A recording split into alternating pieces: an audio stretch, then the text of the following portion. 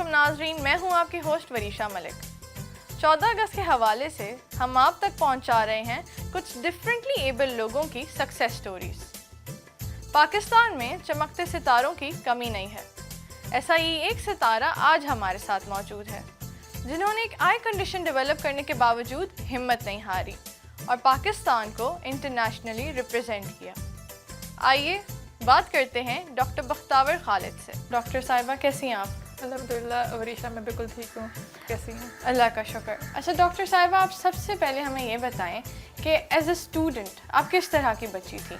मतलब आपका पढ़ाई पे दिल लगता था या फिर आप शरारतें किया करती थी? मैं बिल्कुल शरारतें करती थी। मैं वो बच्चे था जो गली के एंड में नहीं खेल रहा होता सारा टाइम और होमवर्क नहीं करता, तब को वही वाला बच्चा थी। अच्छा, तो घर से नहीं डांट पड़ती थी कि पढ़ाई पे फोकस करो? वो मैं भाग जाती थी तो किसी ने क्या डांटना था, पकड़ता था डांटते ना। आपके कामयाबी के सफ़र का आगाज़ कहाँ से हुआ? कामयाबी हमेशा मुश्किल से के बाद आती है। तो जब मुश्किलें तो ज़िंदगी में का हिस्सा है। बिल्कुल। मैं पहले सिंगल पेरेंट फैमिली से बिलोंग करती हूँ, तो मैंने वो बड़ी मुश्किलात पे देखी हैं कि अबू के ना होने के बावजूद मेरी अम्मी ने किस तरह हम लोगों को फैमिली के तौर पे लेके चली। उसके अलावा फिर जब मैं डेंटिस्ट्री पढ़ी थी तो तीसरे साल में मेरी आँखों की बसारत जाना शुरू हो गया। मुझे समझ नहीं आ रही कि रात को में चीज़ें मुझे नज़र नहीं आ रही। सुबह वो चीज़ें वहाँ पे नज़र आ रही हैं मगर रात को वहाँ पे नज़र नहीं आ रही। तो अंधराता एक आई कंडीशन होती है या फिर रेटिनाइटिस पिगमेंटोसा। तो वो फिर मुझे पता लगा कि मुझे है। वैसे भी मेरी फैमिली में थी, तो क्योंकि कज़न मैरिजेस थी, अम्मी अबू दोनों कज़न्स थे, तो उसकी वजह से फिर ये वाली बीमारी मुझे लगा थर्ड ईयर ऑफ डेंटिस्ट्री के अंदर कि मुझे ये है।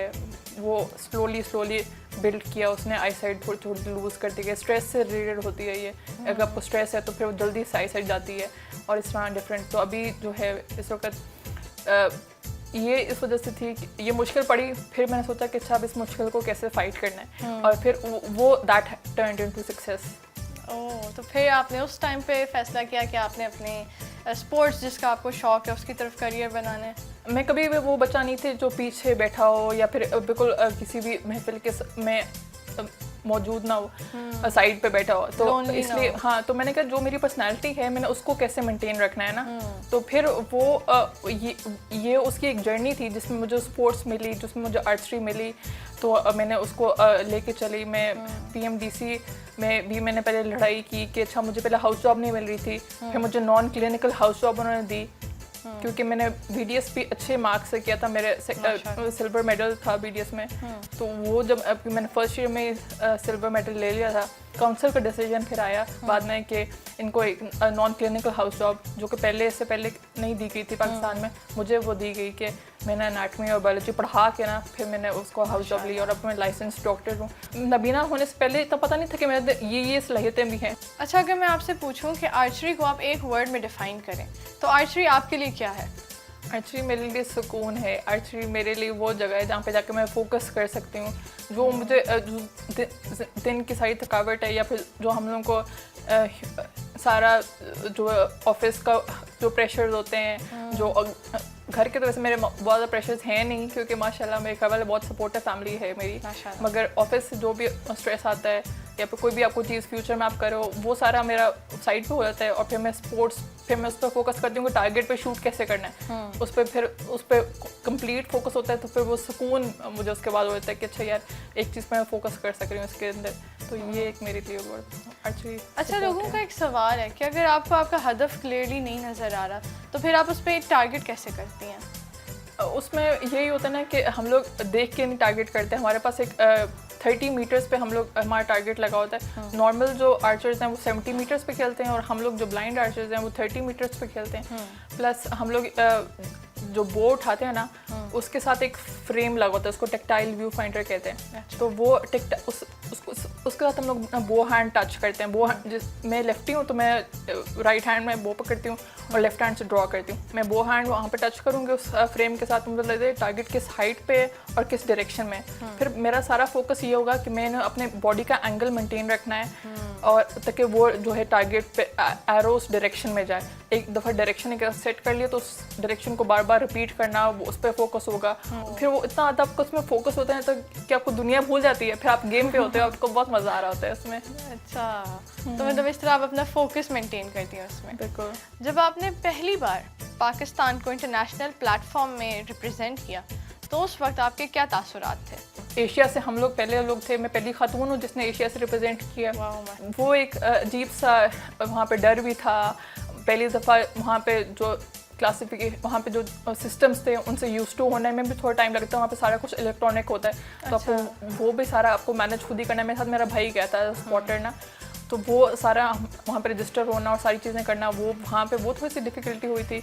और उसके बाद फिर वहाँ पे जब जिस दिन मेरा कंपटीशन था ना, उस दिन मैंने कहा कि नहीं, अब जो भी हो गया इस ज़मीन पे that will be a win. अच्छा, हर इंसान के पीछे एक मोटिवेशनल फोर्स होती है जो उसको मोटिवेट करती है और आगे मतलब आगे बढ़ने की एक होती है ना, होप देती है। आपके केस में आपकी मोटिवेशनल फोर्स कौन थी? मेरी अम्मी जो थी ना, वो मेरी मोटिवेशनल सपोर्ट है। और मतलब कि वो जितनी मेहनत और ज़िंदगी को इस तरह चैलेंज के तौर पे लेती हैं, तो वो मेरा आइडियल है। मैं देखती हूँ कि यार वो इतना कुछ करते तो हम इतना कर लें कि बस हम लोग उनको परेशान ना करें हों। बस कोशिश करते हैं, फिर अच्छे बच्चे बन के। हाँ, कोशिश बचपन में तो अच्छी नहीं थी, अब कोशिश करते हैं कि अच्छी हो जाओ। हाँ, तो वही मेरी मोटिवेशनल फोर्स है। और वो मुझे हर वक्त बताती रहती हैं कि यूँ आपने करना है, आगे यूँ जाना है। तो उस सारे में वो मेरी जर्नी की लीडर हैं। आप अपनी वर्क लाइफ को और स्पोर्ट्स को एक साथ कैसे मैनेज करती हैं?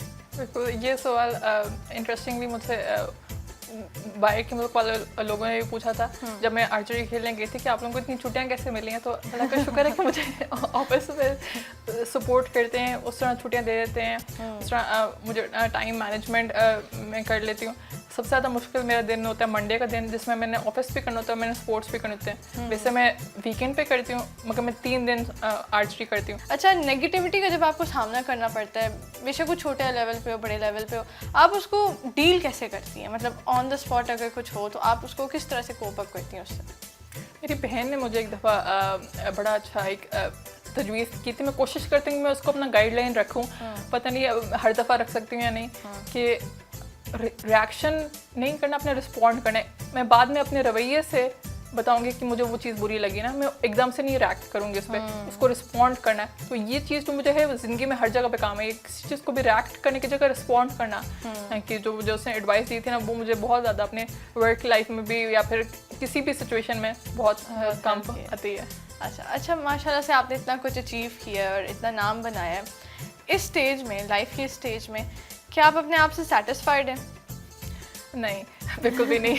मेरा ये ख्याल है कि ज़िंदगी जो है वो चलने का नाम है, तो हमें अगले से अगले चीज़ को देखना पड़ता है कि अच्छा यार यहाँ ये भी अचीव कर लूँ, ये भी कर लूँ, ये भी कर लूँ। तो वो फिर अभी I am not satisfied. May be 40 साल की उम्र तक जाके मैं सेटिस्फाइड हूँ कि अब मैं रिटायर हो रही हूँ, मगर उससे पहले मेरा रिटायरमेंट का कोई उसका नहीं है। मतलब आपने अपने गोल्स अब और हायर सेट कर लिए हैं?